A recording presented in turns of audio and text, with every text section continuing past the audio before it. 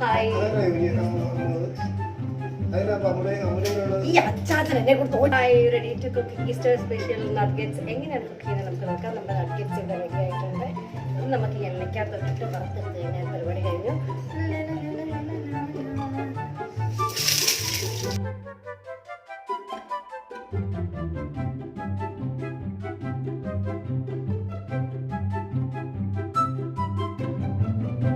ഒരു കാര്യമില്ലാതെ വായി നോക്കിയൊക്കെ ഇവിടെ വന്നിരിക്കുന്നതാണ് എന്റെ അനിയത്തി. അവളാണ് ഇത് ഉണ്ടാക്കുന്നത് എന്നുള്ള ധാരണ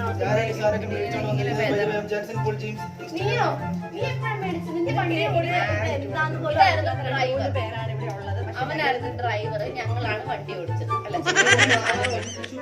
അവനായിരുന്നു ഡ്രൈവർ, ഞങ്ങളാണ് വണ്ടി ഓടിച്ചത്.